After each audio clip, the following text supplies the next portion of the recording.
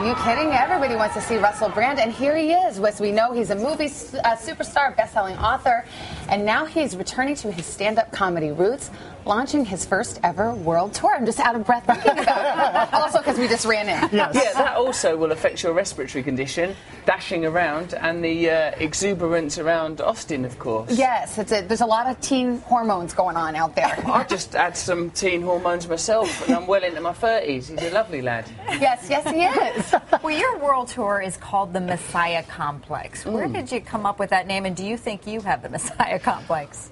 No, because I think it might be a mental illness, that it means you think you're Jesus. There's a ward in a mental hospital in Jerusalem full of people who have this thing, the Messiah Complex, which in a way will be embarrassing for them, cause a lot of conflict, but ultimately forgiveness. So tell us about this stand-up comedy tour. You're going to all kinds of places. Do you think you'll be welcome in all of them? What do you mean? Well, I don't know. Some of your material's a little controversial, right? Yeah, I suppose so. I think I'll be all right. I'm going to... You don't seem too worried, actually. He's like, whatever. No, I don't worry about things like that. It's just going to be like a right laugh. I'm going lots of places across this country, but then lots of places across Europe and the Middle East and my country. I think it's going to be quite exciting. Give us an idea of the act. I talk about a lot of heroes of mine.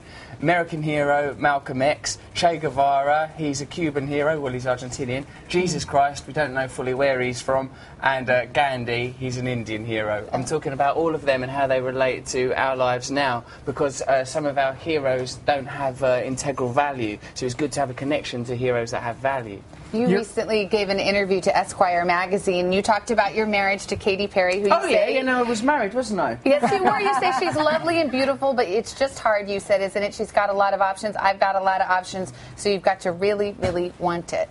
What do you mean by that? What do you mean? What do you mean? What do you mean? What does she mean that you mean? That you have to really work at marriage. I think, this just in, marriage has to be worked at. Breaking news. Would you do it again? Would you get married again?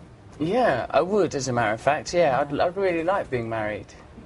Are you all married? So when I was watching you just now on the television, and I was wondering what the dynamic was, I assumed it was a kind of Mormon arrangement. If I were only that lucky. You're the first person to suggest as well, though. It's not just multiple marriages. There's a lot of religious practice. Me after this. Is that the kind of marriage you're looking for? Your wives, although I don't know, they're allowed to use the phone on this. Isn't this a Sabbath?